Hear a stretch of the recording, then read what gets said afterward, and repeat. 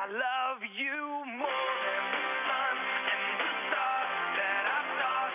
Thank you for that song, More by Matthew West. It's a great description of the beauty of this earth and a wonderful reminder of God's love for us. So thanks for that, and special greeting to my wonderful wife, Margie, and my great boys, Alex and Jeffrey. I hope you're having a great day, and I miss them, and look forward to seeing them. This is Mission Control Houston. Spacewalk preparations continue in the equipment lock section of the Quest airlock. You see Mike Fossum slithering his way into the upper torso of his extravehicular mobility unit. Not the easiest task in the world, but with the assistance of Satoshi Furukawa on the left and Atlantis Commander Chris Ferguson on the right. Fossum is now secured in the upper torso portion of a suit, flexing his arms to make sure he's comfortable. And a good view from another camera in the Quest airlock as you watch Fossum on the right and Garin on the left flexing their legs, part of this exercise pre-breathe protocol. All the checks look good. Are you guys ready? 81, born ready. Mike was always born ready. Okay, when someone catches cover is open, you can egress the airlock EV1. All right. Be attaching an anchor hook to the aft external D-ring. Ronnie, you ready to rock and roll? Ready to rock and roll. Let's go, buddy. Time to get to work. We started out installing the new COLT tools, or the Contingency Operation LAPA tools, onto the backside of the pump module platform. Those went right into position. What a great team working together to get that designed. Those tools worked flawlessly. Pump module hung up just a little bit on the external stowage platform before we got it released. He gave it one more little try with the PGT. Bolt didn't turn at all, so he gave it a little yank, and the whole thing came loose. And there you can see it starting to move. It's about 1,500 pounds, so it takes quite a bit to move it. Okay, Ronnie, you ready to lift up the pump module? Let's do it. Just 1,400 pounds, buddy. Let's do this. Yeah, okay. Ready? Yep. Here you see Ron controlling the whole thing on the robot arm, and notice he's just very slowly turning the whole thing over.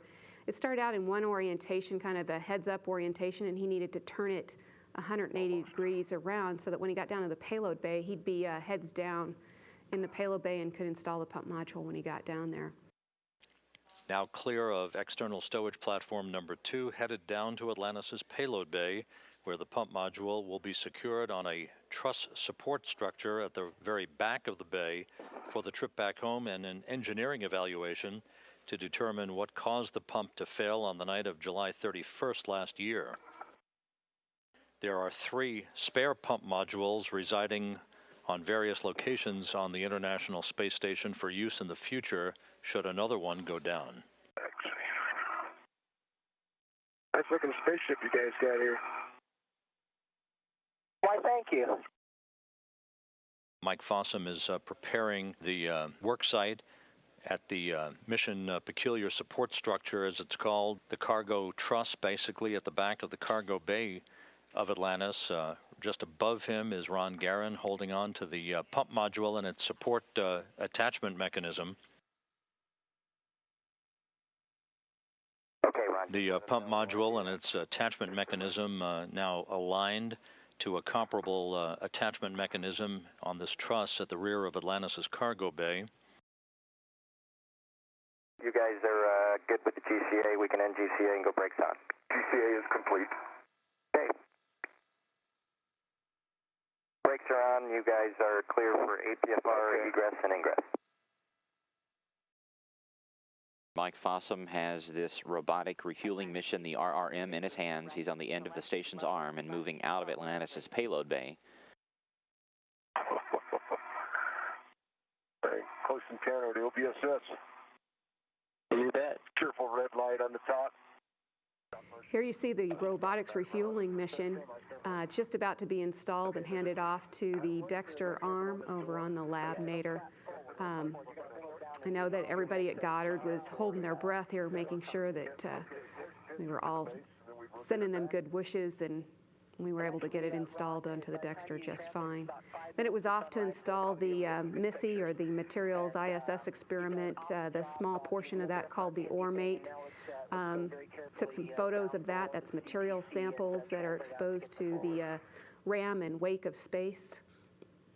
From there, we went on to work on the grapple fixture that had the little wire sticking out through one of the latch doors. You can see it getting cleared there and then pulled out of the way. That went just like the training. It was just like watching training on video to see how well this went, just like we had planned. It doesn't always go that well, but today it sure did, and we were glad to see it. Our final task on the EVA was installing the thermal cover that Chris was talking about. Here you see it coming out of the bag. You can think of it as a great big comforter coming out of the ORU bag, or the on-orbit replacement ORU bag. Here you can see it in its final configuration, strapped down. It's got 9 Velcro straps that hold it into position. And about the time that they had it installed in this configuration, the thermal officer in the front room in the Mission Control Center stood up and turned around and said, "I can already see it starting to take effect." He could already see it in his data just that fast. So that's a very successful project. Well, I'd like to thank there were a lot of teams whose hard work all came into play for this EVA. Linda Brown led a magnificent team of people that put together a lot of stuff, and they had to do it in the hard way with Ron and I, with Ron and me traveling a lot, and not even in country at the same time together a lot. They had to work really hard and had a really, really well integrated plan put together with all of the products and the pieces that really came together. And from Goddard, the Colt team, the pump module team, to figure out how to get that thing back. A whole lot of work by a lot of teams around the country, really. Really all came together today, and that's what made the difference. Hatch is closed.